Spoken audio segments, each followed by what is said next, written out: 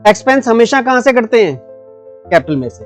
तो for example अगर मैं कहूं कि रेंट पेड, मैंने रेंट पे किया, अब वो चेक की फॉर्म में पे किया या कैश की फॉर्म में, दो ही तरीके हैं, दोनों का असर क्या होगा? एसेट आपके कम हो जाएंगे। कैश दिया तो कैश कम हो जाएगा, चेक दिया तो बैंक का बैलेंस कम हो जाएगा। इन एनी केस एसेट आपके कम हो जाएंगे। तो मान लो मैंने 20,000 का रेंट दे दिया, तो रेंट आपको पता है एक एक्सपेंस है, और अभी मैंने बताया था, नोट भी करवाया था कि एक्सपेंस सारे कहां से कटेंगे।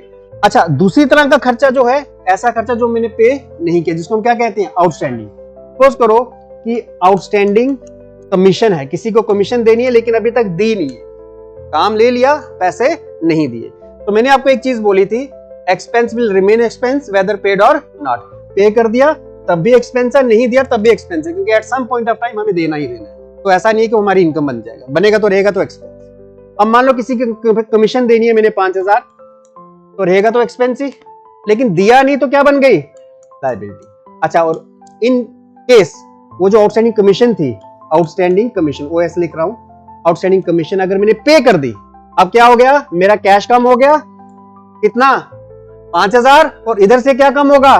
लायबिलिटी भी मेरी खत्म हो जाएगी। क्लियर है? तो यहां से 5,000 मेरा लायबिलिटी, ये लायबिलिटी खत्म हो गई, लिखा ही खैर, इसके लिए मैं लिख दूंगा क्या कम हो जाएगा? कैश। कोई डाउट? अच्छा, इनकम की ट्रीटमेंट ठीक इसका उलट। फॉर एग्जांपल अगर मैं इनकम की बात करूं, मान लो मैं कहता हूं इंटरेस्ट रिसीव्ड, मुझे इंटरेस्ट मिला। अब भाई सीधी सी बात है कि मिल रहा है कुछ पैसा है इंटरेस्ट, तो मेरी क्या बन जाएगी? इनकम। तो इनकम है तो मैं कहां ऐड करूंगा?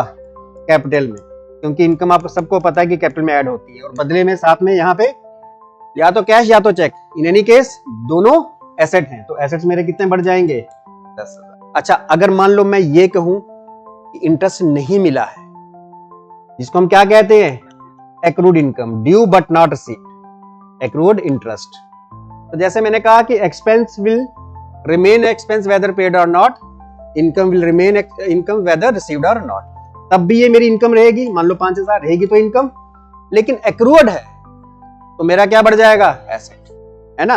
तो जो चीज आप फ्यूचर में रिसीव करने वाले हो वो आपका एसेट है, और जो पे करने वाले हो तो एक अलग से इसमें अकाउंट खुल जाता है एक्रूड इनकम के नाम से, बट है तो वो एसेट ही। तो यहां पर 5,000 हम प्लस कर लेंगे, क्योंकि मेरा अलग से एक अकाउंट खुलेगा, किस नाम से? एक्रूड इनकम, या फिर आप एक्रूड इंटरेस्ट के नाम से भी